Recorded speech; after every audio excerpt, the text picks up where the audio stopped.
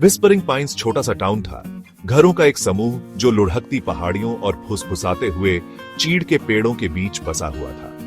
यहां जिंदगी धीमी गति से चलती थी। हवा हमेशा चीड़ की खुशबू और चिड़ियों के गाने से भरी रहती थी। विस्परिंग पाइन्स के बीचों बीच लाइब्रेरी थी, गर्माहट और ज्ञान की एक रोशनी। इसकी ईंटों की दीवारों पर बेलें छड़ी हुई थी और इसकी बड़ी बड़ी खिड़कियां स्वागत भरी रोशनी से चमक रही थी। अंदर लाइब्रेरी शांति और सुकून का ठिकाना थी। पुरानी किताबों की खुशबू हवा में घुली हुई थी, एक सुकून देने वाली खुशबू जो भूली हुई कहानियों और अनकही दास्तानों की फुसफुसाती थी।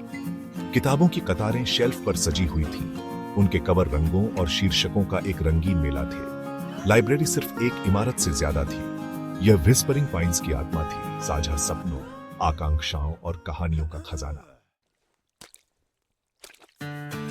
मैडम आराधना लाइब्रेरी की जान थी।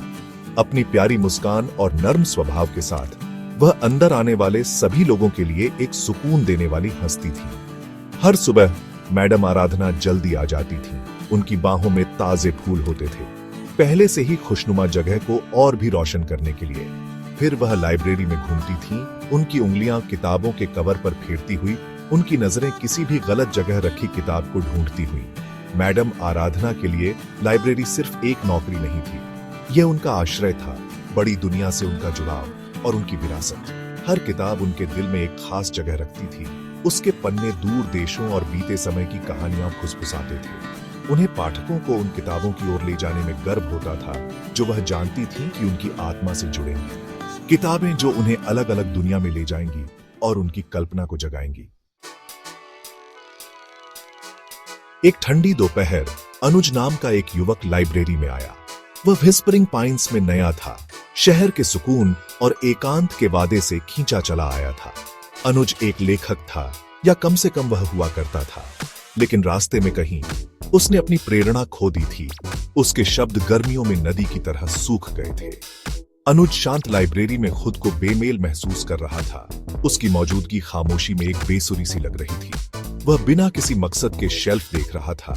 उसकी उंगलियां किताबों के कवर पर फिसल रही थी, लेकिन किसी को उठाने के लिए नहीं रुक रही थी। पुरानी किताबों की जानी पहचानी खुशबू, जो कभी सुकून का एक स्रोत थी, अब उसके अपने रचनात्मक सूखे की एक दर्दनाक याद दिलाती थी।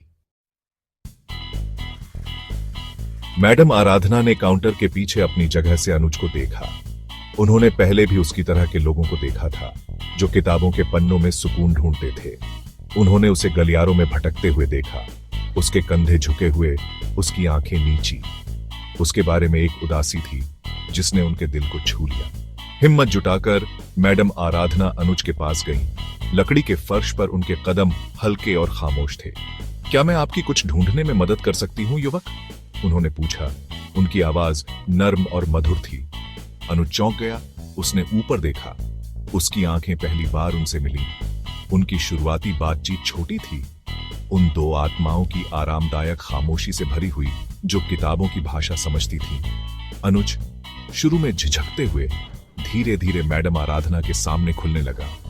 अपने लेखन के बारे में, अपनी चिंताओं और अपनी आवाज खोजने के अपने संघर्षों को साझा करने लगा।